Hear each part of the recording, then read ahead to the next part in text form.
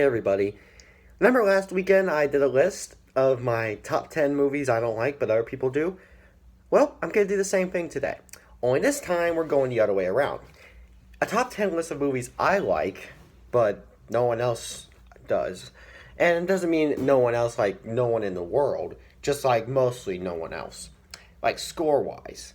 By score-wise, if you remember when I said in my last video, I was comparing the scores by if they have a 6.5 or over on IMDb. Well, this time I'm going to do, these are all going to be movies that have a 6.4 out of 10 or under on IMDb. I know it's a weird kind of idea to go with, but come on, I can have that opinion, right?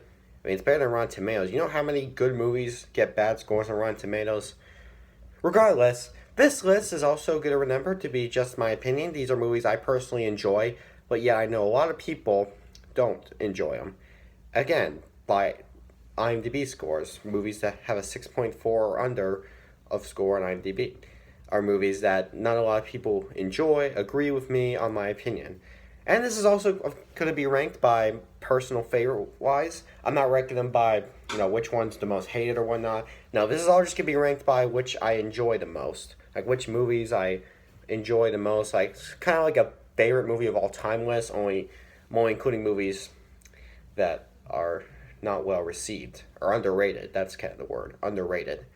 So let's get that list going. Top 10 movies I like, but not a lot of other people do. The Nutty Professor. Now, you remember me talking about this movie on my list of films I've grown to love. This is an example, if you remember. Remember me saying I originally wasn't too much into this movie, but definitely got into it as time went on. And yeah, I still have that opinion. But yeah, this movie's actually been receiving weird reviews recently. The film, overall, while I have heard a good review of audiences, for what I've seen online, especially on IMDb, the film has not been getting good receivings. In my personal opinion, that's not true. This movie's pretty funny. If you already don't know, it's a remake of a 60s comedy movie. It's a comedy from the 60s of Jerry Lewis fame. And that movie, while I think is better, from what I've heard The Nutty Professor is honestly funnier. I guess it could just because of Eddie Murphy's portrayal. Eddie Murphy makes everything funny. But besides Eddie Murphy starring in it, there's just something about The Nutty Professor I like. I guess most of it is because of Eddie Murphy, but yeah, Eddie Murphy steals the show. He's the kind of person who could just remake any classic comedy and make it funnier. You could probably argue that it won't always work, but it sometimes works. And The Nutty Professor is a good example. It's a funny movie. It's fun and enjoyable. While I probably did not enjoy it the first time, I was at least able to admire it more and more as time went on. And I guess that's what's important, right? Yeah. Splash. Have you heard of this movie? If you never heard of Splash, I'll give you the runner-up. Splash was an 80s flick that, if you look at the poster, was one of Tom Hanks' first film roles. Tom Hanks started in the 80s with comedy roles, while we mostly remember Tom Hanks now for starring in dramas. Back then in the 80s, he was mostly known for his role in comedy films. He's always had that funny kind of person to play. That was kind of the thing Tom Hanks was mostly known for. And Splash was an example. Splash is not well heard, and a lot of people don't really talk about it. I'm going to talk about it because I actually really enjoyed it a lot. The movie tells a story about Tom Hanks falling in love with a girl who is actually secretly a mermaid in disguise, yet is able to grow legs when she's not wet. Now, if you heard that story right, you might confuse it with another film made by Disney. And yes, this was made by Disney. It was actually the first movie made by one of Disney's old secondary studios, Touchstone Pictures.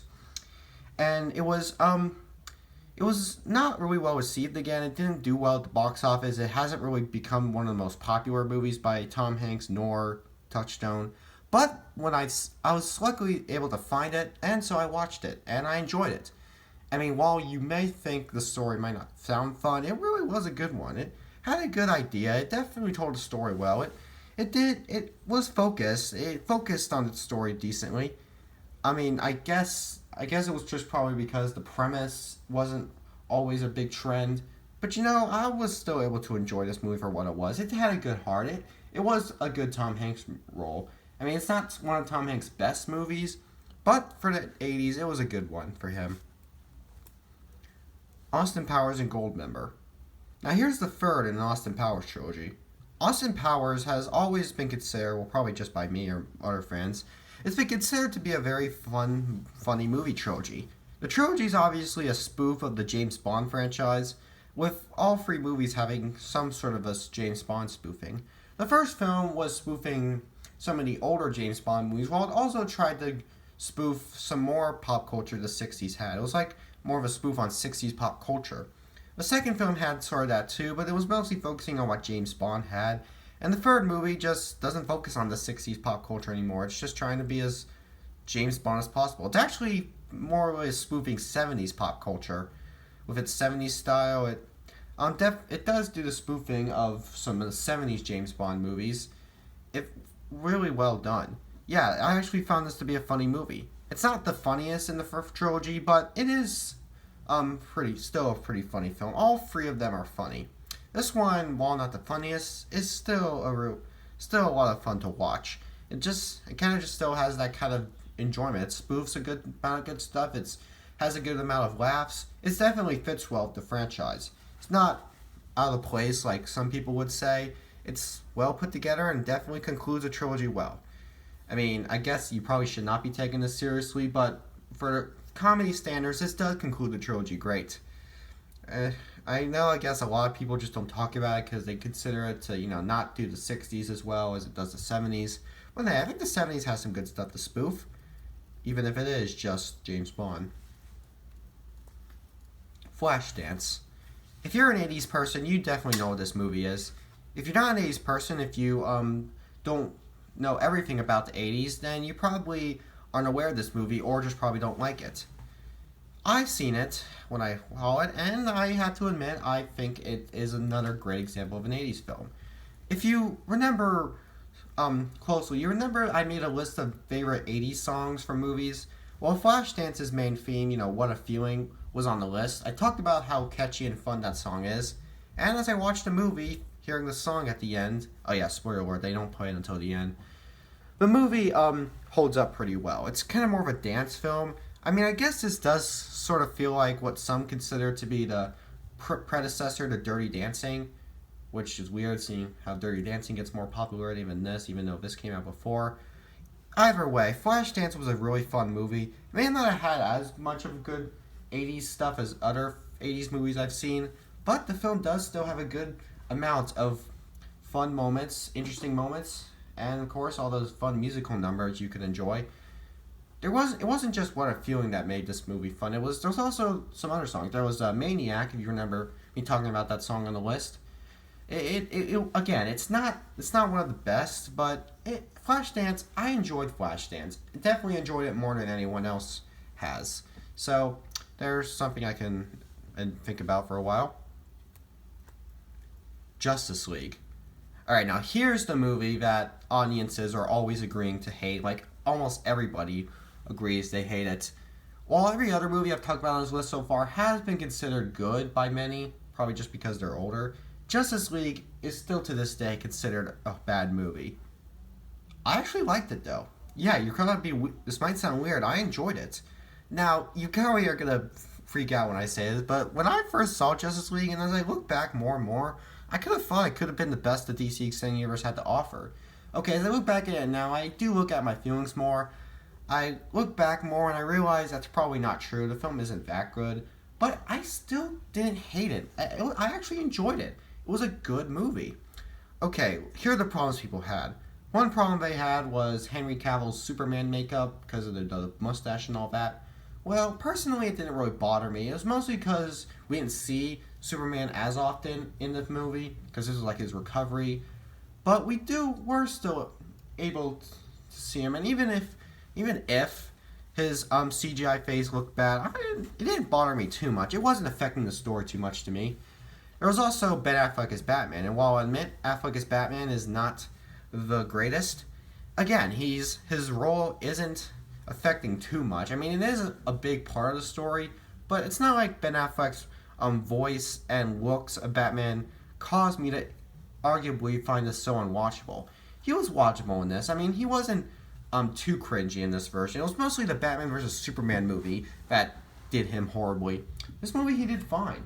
Every other star in this works fine. I mean, Flash is a good character. Wonder Woman's good. Cyborg's good. I mean, don't know why he's in this, you know. And Aquaman's good. I'm sorry, but I liked it. I think I mostly liked it because it was the movie that brought Superman back. Because believe me, Superman dying was a really pointless trait in Batman vs. Superman. So I honestly liked how they just brought him back. They were able to bring him back so we could try and forget that his pointless death happened. I mean, you probably still remember, but I don't know. I admire what this offered. And of course, if y'all remember now, we know there was the Zack Snyder cut of Justice League. But that one is well received, and it's causing people to want more. So I don't want to talk about that right now. It's a big DC Extended Universe rioting thing, and I'm not really want to be part of that. Paranormal Activity. If you remember my list of favorite horror movies, you saw it on there. Paranormal Activity tells a story simply of, a husband and wife being haunted by some unexplained sightings that haunt their house and cause big troubles. And if you remember my list, you remember me saying the film is scary because of its filming. The entire movie is just filmed using a old camera. It doesn't have any cinematic film to it. It's all just filmed with a old camera, video camera people had to use on YouTube back then. It was filmed with that. But to me, that's just what makes it scarier. It causes the climax to feel more realistic. There's a lot of scary moments in this movie, and it's definitely a fun one. It hasn't been getting too much fame, I guess, but you know what? It's not really horribly done. Like, a lot of people can enjoy it. I guess the one thing I can't complain about is the franchise. All the sequels this movie had are not very good, so I personally just like to refer this as one movie. I do not like to think of it as a franchise, because every other Paranormal Activity movie, it just isn't good. Either way, this was still fun, and I definitely still recommend it. It has a lot of good stuff to it. It's I'm just glad that I watched this one. I don't have to worry about watching any of the other ones again. So yeah, whenever I think of Paranormal Activity, I think of a standalone movie like this. I don't think of the sequels. I think of something that's timeless and scary like this. Space Jam. Now here's another movie that's been getting lots of cult followings. Everybody nowadays considers this a 90s trope, but when you look at the reviews more, it has not been receiving really well. The scores it has gotten are very unnecessary scores. Like, the film holds a 6.4 on IMDb, when I personally think it could reach up to the 70s level. I mean, it was probably from what the reviews were when the film first released. When it first released, I heard people complain the film just didn't do any of the characters justice.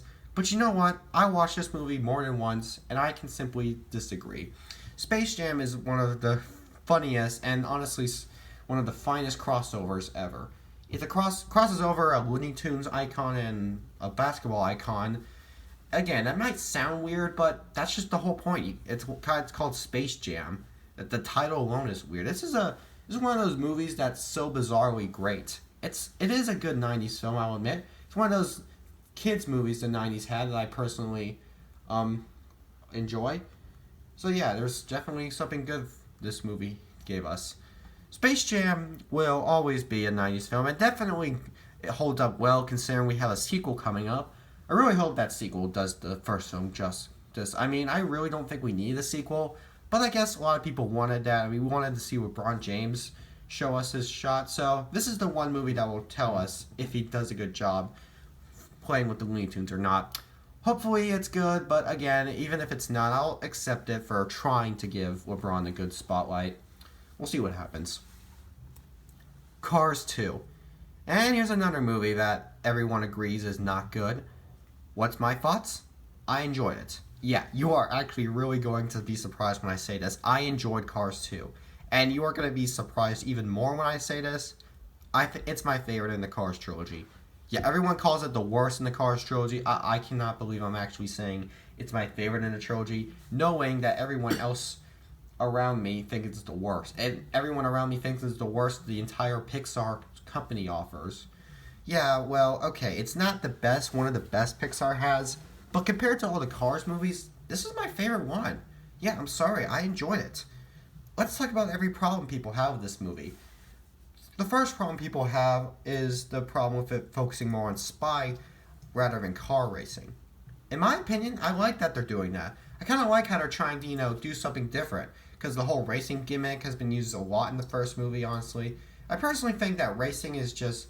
That was just all the first movie was about. It's a movie about cars. You're not going to think of any other trope but racing.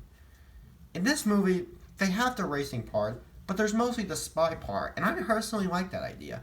I mean, I guess they could have gone with something else but spy, but hey, it still works fine.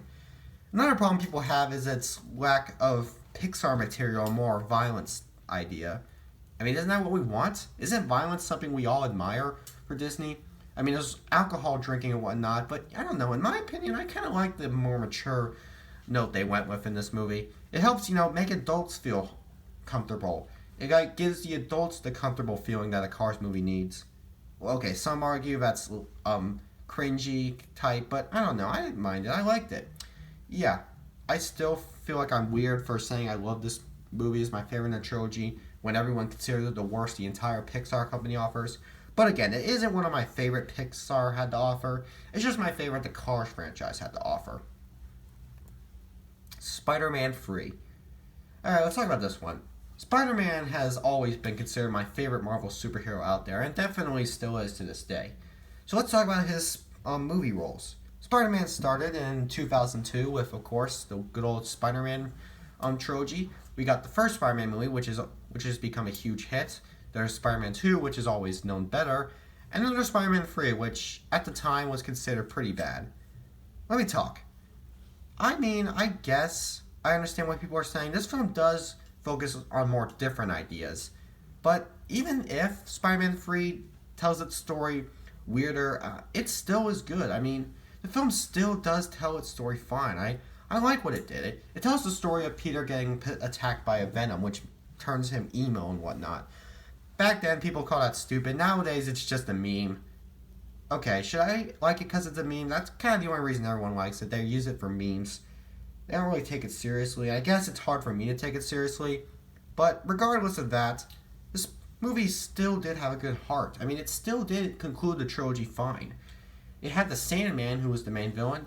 Venom was sort of the villain. I mean, his Eddie Brock counterpart was only on screen for 10 minutes, but that's fine. We need more Spider-Man Venom. That's something I honestly am glad to see. It creates more ideas.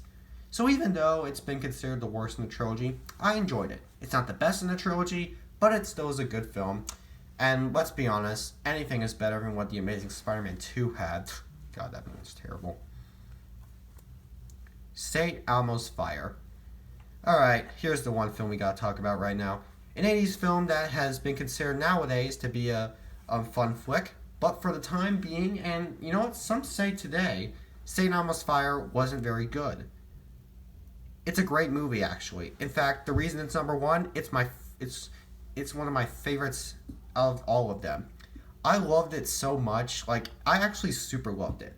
Yeah, it's actually one of my favorite 80s movies. There you go. There's the thing. St. Elmo's Fire is one of my favorite 80s movies.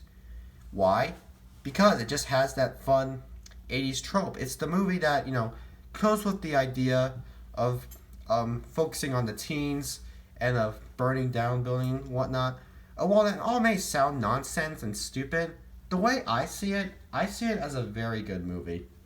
Yeah, I personally really love what this movie gave us. It was just one of those films that really had a good 80s moral.